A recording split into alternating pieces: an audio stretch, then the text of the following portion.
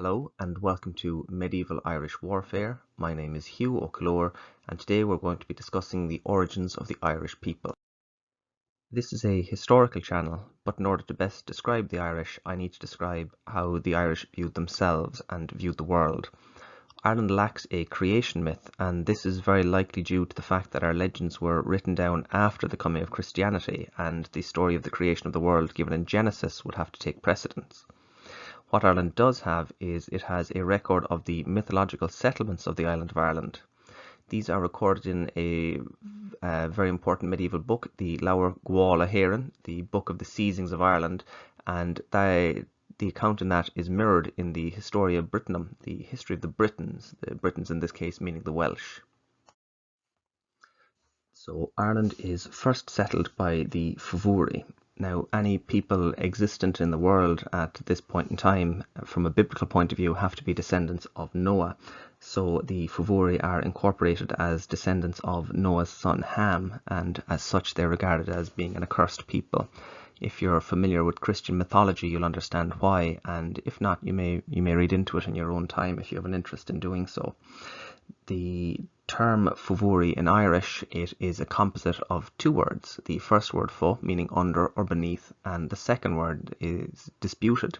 It could be Moor, which means great or big or large, which would give their name the meaning of the giants from underneath, or the under giants. Or it could be from Muir. Muir means the sea, so those from beneath, the men from beneath the sea. The early Irish glosses seem to favour the interpretation that it was related to the sea, and this is very likely due to the conflation of the Fomhuirí with the Vikings.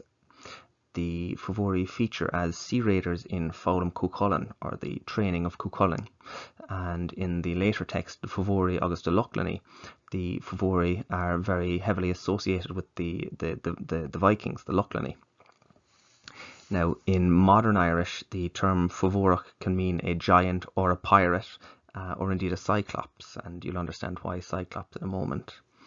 The Fomhuirí themselves are believed to have, are suggested to have arrived in Ireland several hundred years after the flood, and they're very primitive people. They live by hunting and by fishing. They don't brew beer, they don't farm, and they don't clear the plains for agriculture. They are described as being a very ugly, malformed race of large men.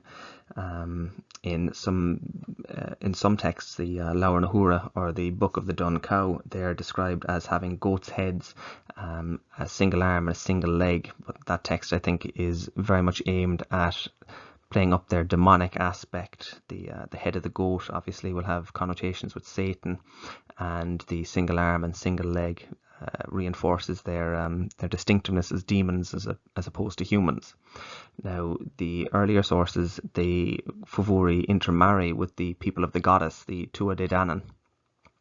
Now, the Tuatha Dé Danann and Fomhuirí have offspring together, and these people are, in some cases, extremely good-looking and very capable, very talented warriors.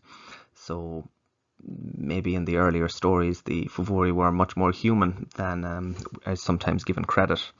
In my own mind, when I envisage them as a Neanderthal race. I'm not suggesting that the Irish had a memory of the Neanderthals and describe them as Fomhuirí or anything like that.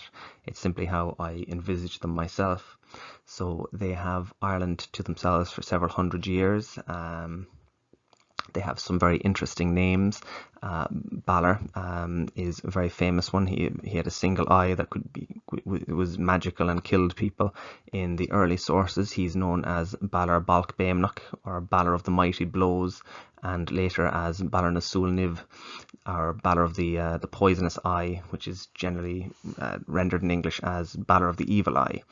Another famous Fomhuirí is, or Fomhuireach I should say, is Cíchal Grigancusach, or Cíchal of the Withered Feet. And he is the leader of the Fomhuirí when the next people to arrive in Ireland come. The next people to arrive in Ireland are the Muintir Partholón. Partholón is believed to be the Irish version of the Hebrew name Bartholomew. So Muintir Partholón is the people of Partholón. They leave Greece, they travel to Sicily and then on to Spain, and eventually they land in Ireland at Kenmare in modern County Kerry. And from there they begin to colonise Ireland. They clear the plains for agriculture, they divide the land amongst themselves, and rivers and streams are up from the ground, so it becomes a more habitable country. Now, as they gradually extend their control over Ireland, they come into conflict with the Favouri. This conflict culminates in a great and terrible battle at Moy. Moy is a plain, and Ia is the man who had it cleared. So it's a fine open space for them to have their great battle on, and they do so, and the Favouri are defeated and driven off, but not destroyed. So the Muintir Partholón, as the victors, they rule Ireland for the next 300 years until eventually they are destroyed by a terrible, terrible plague, which wipes out thousands of them over the course of a few days, and they are buried in the mass plague pits at Tallaght, which is a modern suburb of Dublin City, though I don't believe a huge prehistoric gravesite has ever been found there or anything like it. But that brings to an end the tenure of the Muintir Partholón in Ireland. The Favouri have Ireland to themselves again after the destruction of Muintir Partholón, and they have it for 30 years before the arrival of Clown Nevy. Now, Clown Nevy are relations of the Muintir Partholón as they descend from his brother. Clown Nevy means the family of Nevy, and Nevy is it's a personal name, but in early Irish it means sacred, and in modern Irish the descendant word nav means heaven, so you can see that the meaning has been preserved over the millennia. Now, the Clown Nevy are very, very industrious people. They begin clearing more of the plains. They start building forts. More rivers and streams emerge from the ground, so Ireland becomes more habitable again. And their actions, of course, brings them into conflict with the Favouri. Now, the Favouri are defeated in a series of battles. They're defeated at Rossfraíochán in County Mayo, at Slieve Biobna in County Roscommon, and at Cnáv Ross in Offaly. Well, it's in Leinster. It could be Offaly, it could be Wexford, it could be Carlow. They dispute it. And Moorbolg in County Antrim, although that battle is noted as being fought in Dalrieta, which would mean it was fought in northern County Antrim. As a point of interest, Biob is the Irish for a crow or a vulture, and it can also be the name of one of the aspects of the Morrigan, the goddess of death and war. And in modern times, Biob is the boogeyman. In Munster Irish, it's the boogeyman. In Connacht and Ulster, they say bow bow for the boogeyman. Now, Nevy eventually dies of a plague, and he's buried in what is now Great Island near Cork City, so not too far from myself. Without their leader, the Favouri are able to turn the tide of war against the Clown Nevy, and they subjugate them, and they begin exacting very heavy tributes of food and slaves from Clown Nevy every Samhain, so every Halloween. After a period of time, the Clown Nevy they get tired of this, and they rally their forces, and they launch a huge naval attack on the